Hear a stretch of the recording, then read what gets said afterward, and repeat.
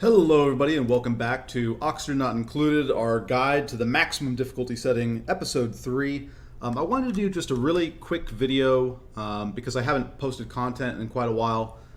Basically, me and my girlfriend went to a friend's wedding in Cancun and made a sort of vacation out of it for about 8 days. And then when I got back, came down with a fever and had a really sore throat and just had trouble talking and didn't really have the voice to make a full episode.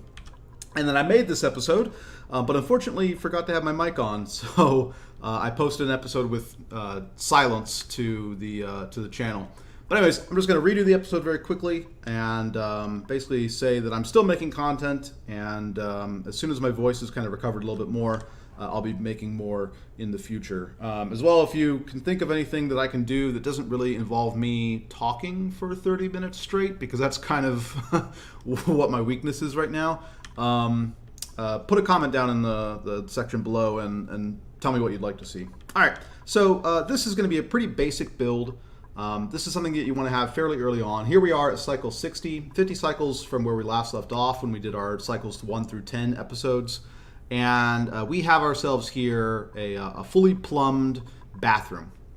And if I open up the plumbing overlay right here, you can see that basically everything that gets flushed away from these sinks or lavatories goes down here, also including from this sink into this water sieve, which then filters the water into clean water. And it still has germs in it, which is an important thing to consider. But the germy water can be used to then supply the sinks and lavatories and so on and so forth. And this is a pretty basic build. You'll see this in a lot of videos. It's one of sort of the early builds that you kind of just learn as part of the game. But a few little tips and tricks for putting this in your system when you are on the maximum difficulty setting. So one of the tricks is that because you have no germ resistance in the maximum difficulty setting, you want to make sure that wherever your compost is, and it doesn't necessarily need to be set up like this is just a nice little compact design, but wherever your compost is, it's going to be handling the polluted dirt that comes out of this water sieve. You want to make sure that farmers are not grabbing this dirt right as it gets produced. So if I look at this dirt right here, it actually has no germs. Yeah, I don't think I have germy dirt here at the moment. But the dirt that comes off of here will be hot, so the germs will start dying because it'll be at like 75 degrees. But if they grab it right away and put it into your farms, you're going to have a little bit of an issue. So I haven't had that much of an issue because there's been a lot of dirt. Like this area that I dug out was dirt, so when farmers are replacing the dirt in these farm tiles, they're going ahead and just grabbing the nearby dirt. But one way that you can help prevent that problem, and if you see this happening where you get like a few germs in one of your farm tiles and then you get a few germs on your meal wood, it's really just in the matter of like ones and tens of germs. It's not that much that you'll get kind of transferred through here, but because you have no resistance, it's kind of annoying. Eventually it gets into your food supply, and that's not what you want.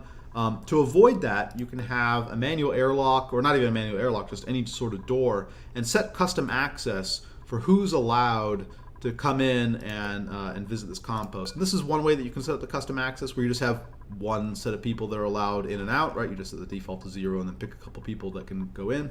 Or you can have it like on this door, where I've said, okay, you can leave through this door, you just can't enter, which is effectively the same thing, right? And so the people that I have here, in this case Mima and Ashcan, they can go and they can manipulate this stuff, and they can shovel the compost and whatnot. But they're not going to be able to take that dirt and put it in one of these farms. Again, I haven't had that much of an issue, so I have all these extra farms down here. But that's one thing to keep in mind when building this system. It's also very important, I think, to have buffers in your system. A lot of people kind of get away with not having a whole lot of buffers in their system because even if a duplicate goes to the bathroom somewhere, they make a mess because the toilets are shut down due to pipe blockages and whatnot. It's not the biggest of deals, because they'll just mop it up. But here, you really want to avoid germs getting into your base, and so I think it's important to put at least one buffer, and two would actually be preferable. One on the input, one on the output. That way, basically, these sinks and lavatories are never shut down. You don't want any duplicates ever not using the bathroom, basically. So having a liquid reservoir here is really important. And also this having the buffers kind of means that when you eventually decide to use this stuff, because you are through this process, through this loop, going to be producing more water than you consume, which is kind of a weird part of the physics, but you're going to be producing more water than you consume, so your buffers are going to slowly fill up. Having the buffers means that you can just suddenly jumpstart some sort of farm somewhere. You can use the cold water for sleet wheat, or you can use the polluted water for pinch of pepper nut. Whichever buffer you use, whichever side you put it on, you have things that you can do with it. So that's one thing to know. So really short episode. A few other things just to kind of show off as I close this up. We've built a couple of hatch ranches.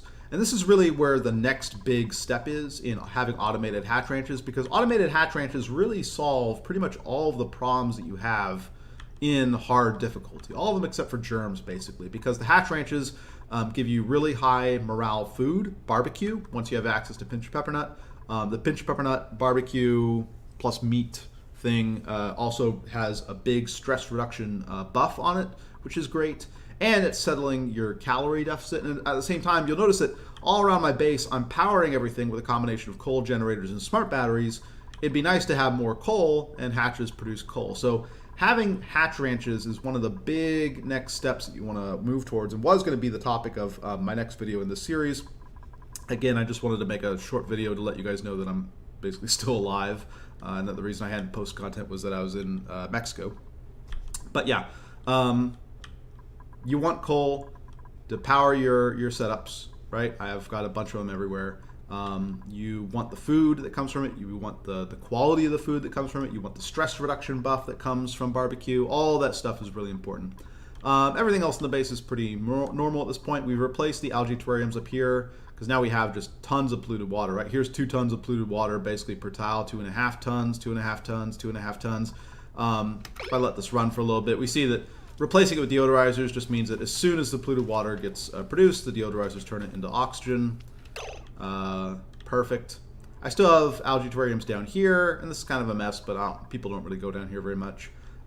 Basically because I still want to be using up some water, which might overflow from here or just from this reservoir that I emptied out.